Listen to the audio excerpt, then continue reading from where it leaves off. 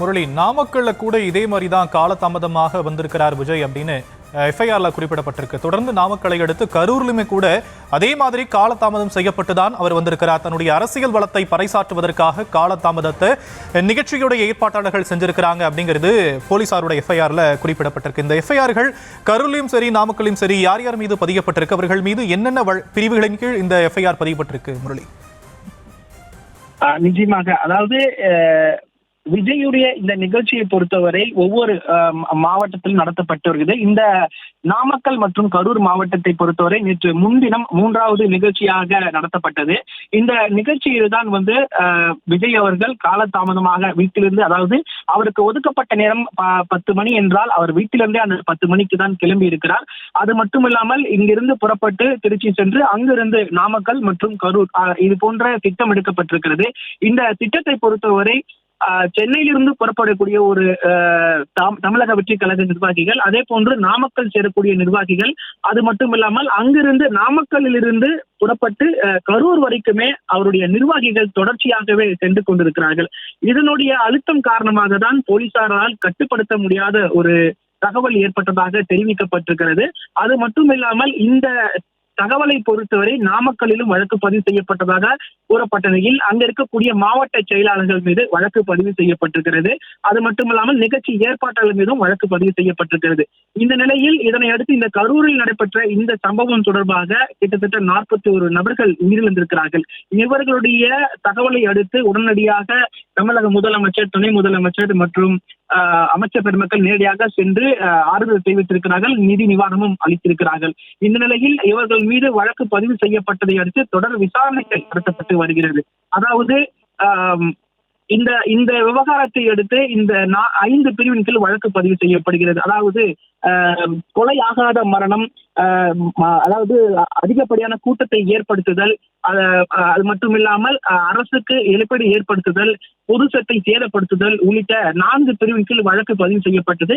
அடுத்தபடியாக 5வது ஒரு பிரிவின் கீழ் வழக்கு பதிவு செய்யப்பட்டிருக்கிறது. அதாவது ஆம்புலன்ஸ் ஓட்டுநரை இவர்கள் தாக்கி இருக்கிறார்கள். கூடுதலாக அந்த ஒரு வழக்கும் பதிவு செய்யப்பட்டிருக்கிறது. இது போன்று 5 பிரிவின் கீழ் வழக்கு பதிவு செய்யப்பட்டிருக்கிறது.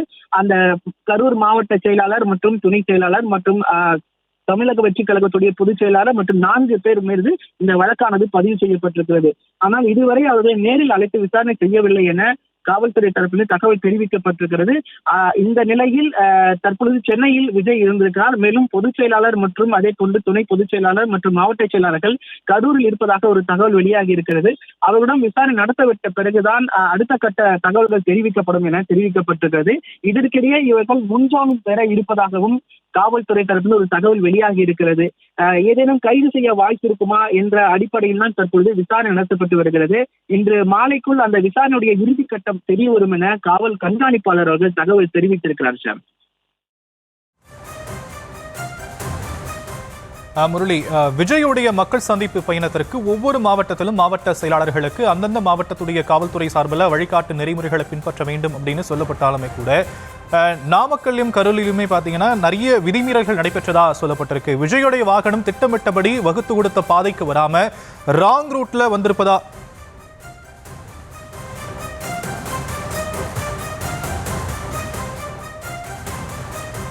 விஜயுடைய வாகனம் கரூருக்கு திட்டமிட்ட பாதையில வராம ராங் ரூட்ல வந்ததாகவும் எஃப்ஐஆர்ல குறிப்பிடப்பட்டிருக்கு. இந்த எஃப்ஐஆரை பொறுத்த வரைக்கும் புகார் கொடுக்கப்பட்டு எஃப்ஐஆர் பதிவு செய்யப்பட்டிருக்கா, இல்ல காவல்துறை தானாக முன் வந்து எஃப்ஐஆர் பதிவு செஞ்சிருக்காங்க முரளி? அது குறித்த விவரங்கள் கிடைக்கப்பட்டிருக்கா? நிச்சயமாக சாம், கரூர் சம்பவத்தை பொறுத்தவரை திட்டமிட்டு கொடுத்தபடி அவர்கள் வரவில்லை. குறிப்பாக நேற்று முன்தினம் அவர்கள் நாமக்கலில் நிகழ்ச்சியை முடித்துவிட்டு அந்த இடத்திலே இந்த சம்பவம் நடைபெற்றிருக்கும் என எதிர்பார்க்கப்பட்டது. ஏனென்றால் அவ்வளவு கட்டுக்கடங்காத கூட்டம், காவல்துறையினரால் கூட அவர்களை கட்டுப்படுத்த முடியவில்லை. குறிப்பாக இவர்களுக்கு கட்டுப்பாடுகள் விதிமுறைகள் எப்படி விதிக்கப்பட்டிருக்கு என்றால் அதாவது 10,000 நபர்கள் மட்டும்தான் கூடுவார்கள் என அந்த மாவட்ட செயலாளர் ஒரு மனு அளிக்கிறார். அந்த மனுவின் அடிப்படையில் தமிழக போலீசார், கரூர் மாவட்டத்தில் இருக்கக்கூடிய போலீசார் 500 போலீசாரை பாதுகாப்பிற்காக போடுகிறார்கள். ஆனால் அந்த இடத்தில் வந்த கூட்டம் கிட்டத்தட்ட 27,000க்கு மேற்பட்ட நபர்கள் என தமிழக டிஜிபி அவர்கள் நேற்று முன்தினம் செய்தியாளர் சந்திப்பில் தெரிவித்திருக்கிறார்.